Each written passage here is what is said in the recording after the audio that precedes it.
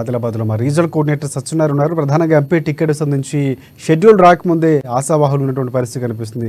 ఆదిలాబాద్ సంబంధించి ఎవరికి టికెట్ రాబోతున్నటువంటి రసవత్తరమైనటువంటి పోటీ కనిపిస్తుంది మూడు పార్టీలకు సంబంధించి. ప్రధానంగా బీజేపీ పార్టీకి సంబంధించి అక్కడ మాజీ ఎంపీ గొడం నగేష్ పేరు వినిపిస్తున్నటువంటి పరిస్థితి. సొంత పార్టీ కార్యకర్తలు వ్యతిరేకిస్తున్నటువంటి ఊహాగానాలు ఉన్నాయి. అలాగే కాంగ్రెస్ పార్టీ సంబంధించి వెడ్మబొజ్జు ఉన్నారు. బీజేపీ పార్టీ నుంచి స్వయం బాపురావు కూడా ముందు నుంచి కూడా తనకే టికెట్ అంటూ ధీమా వ్యక్తం చేస్తున్నటువంటి పరిస్థితి కనిపిస్తుంది. ఇటువైపు బీఆర్ఎస్ నుంచి ఆత్రం సక్కు కూడా ఉన్నారు. సో ఎవరికి రాబోతుంది, షెడ్యూల్ ఎవరి పేరు ఉండబోతుంది అనేది ఒక ఉత్కంఠ ఉన్నటువంటి పరిస్థితి కనిపిస్తుంది. ఎవరికి ఎక్కువ అవకాశాలు ఉన్నాయి దీనికి సంబంధించి పూర్తి అప్డేట్స్ ఇచ్చేందుకు మా రీజనల్ కోఆర్డినేటర్ సత్యనారాయణ మనకు అందుబాటులో ఉన్నారు. సో సత్యనారాయణ చెప్పండి. Good evening. అయితే పార్లమెంట్ ఎన్నికలకు సంబంధించి ఇంకా ఎన్నికల నోటిఫికేషన్ కూడా అతి త్వరలో వెలువడే అవకాశం ఉంది.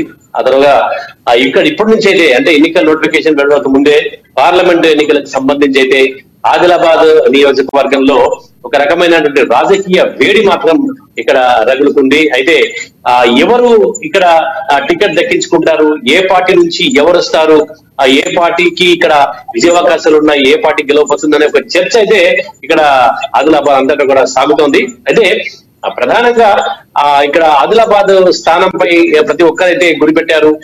తమే ఈ యొక్క స్థానాన్ని దక్కించుకోవాలనేటువంటి ఒక ఆశ ప్రతి పార్టీలో కూడా కనపడుతోంది. అందుకు తగ్గట్టుగానే ఎవరిని ఇక్కడ పోటీలో దింపాలి, ఏ నాయకుడిని ఎంపిక చేయాలనేటువంటి ఒక కసరత్తు ఆయా పార్టీల ఒక హైకమాండ్లు అయితే కొనసాగిస్తున్నాయి. కాకపోతే ఇక్కడ ఉన్నటువంటి ఒక పరిస్థితి బట్టి దాదాపుగా ఆదిలాబాద్ పార్లమెంటు స్థానానికి సంబంధించి ఇటు బీజేపీలో దాదాపు 50 మంది ఆశావహులు, కాంగ్రెస్ పార్టీలో 20 మందికి పైగా, ఇంకా బీఆర్ఎస్ లో మాత్రము ఇక్కడ కొంత లేనట్టే కనబడుతుంది. ఎందుకంటే బీఆర్ఎస్ ఇక్కడ నుంచి పోటీ చేస్తుందా లేరా అనేటువంటి ఒక డోలాయమాన పరిస్థితి కూడా ఆదిలాబాద్ లో కనబడుతోంది. ఎందుకంటే ఇక్కడ ఒక పరిస్థితుల దృష్ట్యా తాజాగా అందిన సమాచారం ప్రకారం ఆదిలాబాద్ బీఆర్ఎస్ కాస్త బీఎస్పీ పొత్తు ధర్మం ప్రకారం బీఎస్పీ ఏదైతే సీట్లు అడిగిందో 2 సీట్లు అయితే అందులో భాగంగానే ఆదిలాబాద్ స్థానాన్ని బీఎస్పీకి కేటాయించే అవకాశం అయితే ఇక్కడ కనపడుతోంది. ఇక ప్రధాన పార్టీల విషయానికి వస్తే కనుక ఇక్కడ అయితే బీజేపీ నుంచి దాదాపుగా 50 మందికి పైగా పోటీ పడుతున్నప్పటికీ కూడా ప్రధానంగా బయటికి వినపడుతున్న పేర్లు 2-3 ఉన్నాయి. సో ఆ 2-3 మధ్యనే టికెట్ ఫైట్ జరిగేటటువంటి ఒక అవకాశం అయితే కనబడుతోంది. అయితే ఇటీవలే బీఆర్ఎస్ నుంచి బీజేపీలోకి చేరినటువంటి మాజీ ఎంపీ గొడం నగేష్ పేరైతే బాగా ప్రాచుర్యంలోకి వచ్చింది. ఆయనే ఇక్కడ ఆదిలాబాద్ బీజేపీ తరఫున ఎంపీ అభ్యర్థిగా పోటీ చేస్తారన్నటువంటి ఒక ఊహాగానాలు ఏవైతే ఉన్నాయో అవి నియోజకవర్గంగా అంతా కూడా చక్కర్లు కొడుతున్నాయి. అయితే మరోవైపు ఆ యొక్క అభ్యర్థిత్వాన్ని తక్షణమే ఉపసంహరించుకోవాలి. ఒకవేళ కనుక అతని పేరు కనుక పరిశీలనలో తీసుకున్నట్టయితే దాన్ని వెనక్కి తీసుకోవాలనేటటువంటి సందర్భంలో ఇక్కడ యొక్క బీజేపీ నాయకులు ఎవరైతే ఆ టికెట్ కోసం పోటీ పడుతున్నారో వాళ్ళైతే అధిష్టానంతో ఢిల్లీకి వెళ్లి మరీ చెప్తున్నారు.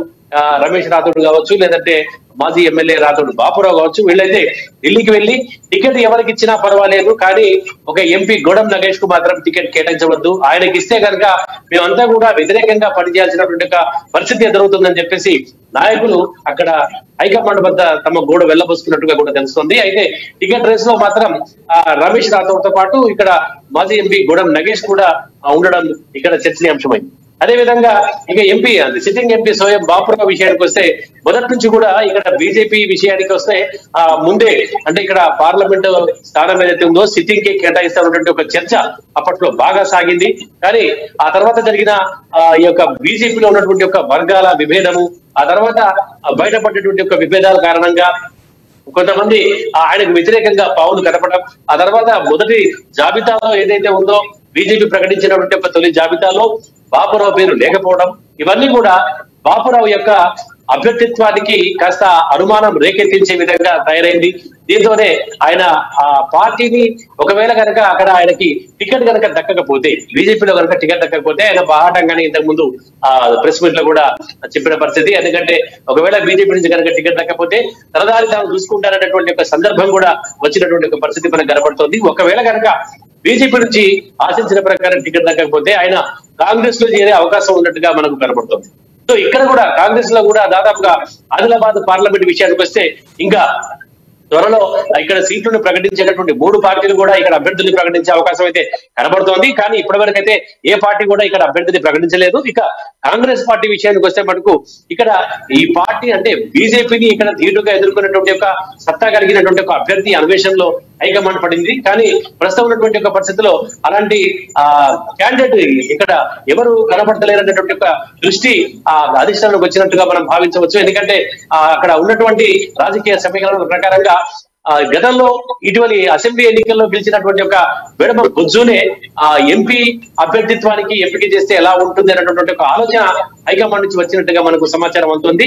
దానికి అనుగుణంగానే ఆయన పేరైతే ఇక్కడ తెరపైకి రావడం జరిగింది. ఒకవేళ ఆ ఎంపీ కనుక ఇక్కడ అంటే ఖానాపూర్ ఎమ్మెల్యే కనుక ఇక్కడ నుంచి పోటీ చేస్తే పరిస్థితి ఎలా ఉంటుంది అనేటువంటి ఒక ఆలోచన అయితే వాళ్ళకి వచ్చింది. కాబట్టి ఎందుకంటే ఆల్రెడీ ఆయన ఎమ్మెల్యేగా గెలుచున్నారు, ఆ తర్వాత నియోజకవర్గంతో కూడా సత్సంబంధాలు ఉన్నాయి, ఒక పోటీ అయితే ఎదుర్కొన్నారు. కాబట్టి ఇక్కడ ఆయన యొక్క అభ్యర్థిత్వం పరిశీలిస్తే బాగుంటుంది అన్నటువంటి ఒక చర్చ అయితే సాగించి దానికి అనుగుణంగానే ఆయన పేరు కూడా బయటికి రావడం జరిగింది.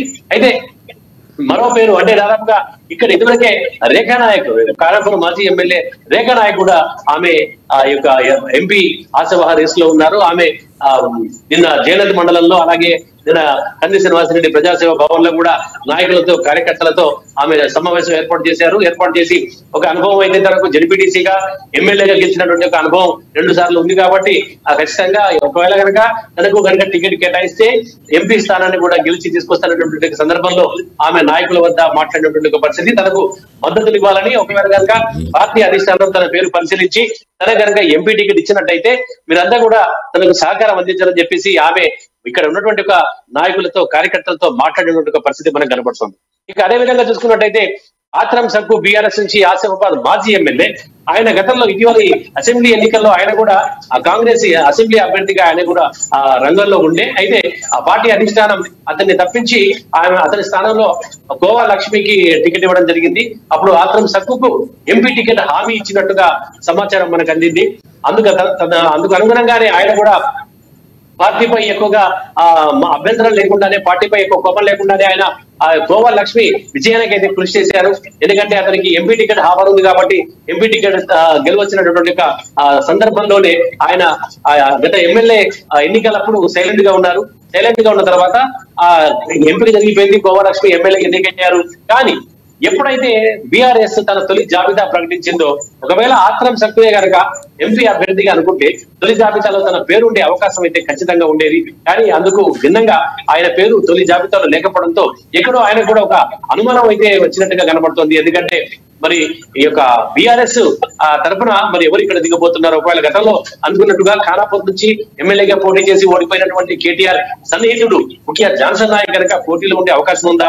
లేదంటే మరి పొత్తు ధర్మం ప్రకారంగా ఇక్కడ స్థానాన్ని బీఎస్పీకి కేటాయించే అవకాశం ఉందా అనేటటువంటి ఒక చర్చ అయితే సాగుతోంది. ఎందుకంటే బీఎస్పీ విషయానికి ఆదిలాబాద్ సీట్ ఇవ్వడం వెనుక ఒక కారణం కూడా ఉండొచ్చు. ఎందుకంటే గతంలో ఇక్కడ ఎప్పుడైతే రీసెంట్ గా ఉన్నటువంటి మాజీ మంత్రి ఇంద్రకరణ్ రెడ్డి కావచ్చు, అలాగే తిరుపూరు మాజీ ఎమ్మెల్యే కోనేరు కోనప్ప కావచ్చు, వీళ్ళిద్దరికి గతంలో ఆ టికెట్ దక్కనప్పుడు ఇద్దరు కూడా గురు శిష్యులు ఇద్దరు కూడా బీఎస్పీ తరఫున అంటే ఈ గత అసెంబ్లీ ఎన్నికల కంటే ముందు నుంచి అప్పుడే అసెంబ్లీ ఎన్నికలప్పుడు ఆ ఇద్దరు కూడా గురు శిష్యులు ఇద్దరు కూడా బీఎస్పీ తరఫున పోటీ చేసి ఇటు ఇంద్రకరణ్ రెడ్డి నిర్మల్ నుంచి ఎమ్మెల్యేగా గెలిచారు. అలాగే ఆ కోనేరు కోనప్ప బీఎస్పీ నుంచి ఆసిఫాబాద్ సిర్పూర్ ఎమ్మెల్యేగా గెలిచారు.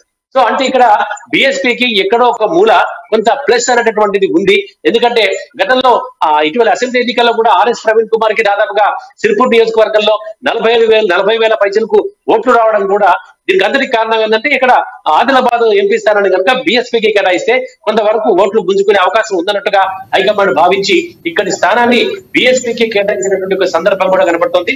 సో ఇది జరిగితే కనుక ఆదిలాబాద్ లో బీఆర్ఎస్ కంప్లీట్ గా అవుట్ అయినటువంటి సందర్భాన్ని మనం ప్రస్తావించవచ్చు. ఎందుకంటే ఇక్కడ బీఆర్ఎస్ పోటీలో ఉండదు.